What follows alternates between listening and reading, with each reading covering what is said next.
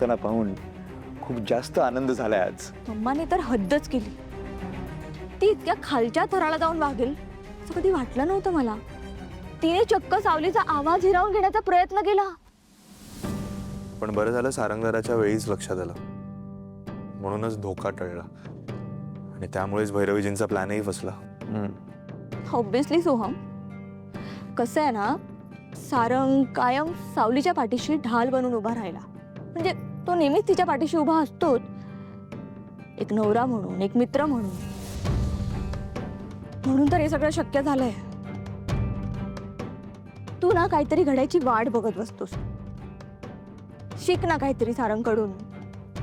हे बघ तारा, असं काही नाहीये. मॉम ना काही ऐकण्याच्या पलीकडे गेलीये. मी जेन्युइनली प्रयत्न करतोय ग, पण ती कोणाचंच ऐकून घेत नाहीये. पण मी काय करू? सोहम, तुझे प्रयत्नच कमी पडत आहेत. तारा प्लीज बस कर आता. आणि सोम तूही वाद घालून काही साध्य होणार नाहीये.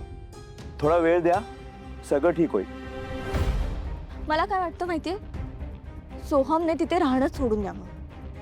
तू इथे का नाही येत आमच्यासोबत राहायला? आपण एकत्र राहूयात ना. हो म्हणजे सोम इथे आला राहिला तर माझी काही हरकत नाहीये. यू आर मोस्ट वेलकम सोम. हे घरी तुझंच आहे. पण तारा, तू एक गोष्टीचा विचार केलायस का? सोम इथे राहायला आला तर प्रश्न सुटेल का?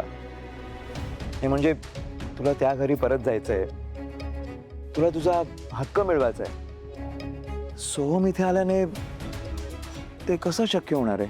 म्हणजे how is it going to be possible? Anyway, मम्माचा सगळीकडे इतका अपमान झाला, तिला तिची चूक समजली असेल का? तारा, कुत्र्याचं शेपूट कधी सरळ होतं का? नाही ना, ते नेहमी वाकडंच राहतं. भैरवीचंही तसंच आहे. ती कधीही सुधारणार नाही. काय ग, कसा चाललाय प्रवास? तब्येत बरी आहे ना? आता तू 2 जीवांची आहेस. आता तब्येतीची जास्त काळजी घ्यायची. आम्ही सगळे ठीक, नको टेन्शन घे. एक सेकंड, मी तुला नंतर फोन करते.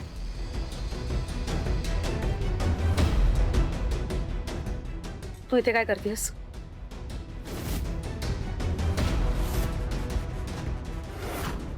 एवढं सगळं झाल्यानंतर तुझी हिम्मत कशी होते ग माझ्या घरात यायची?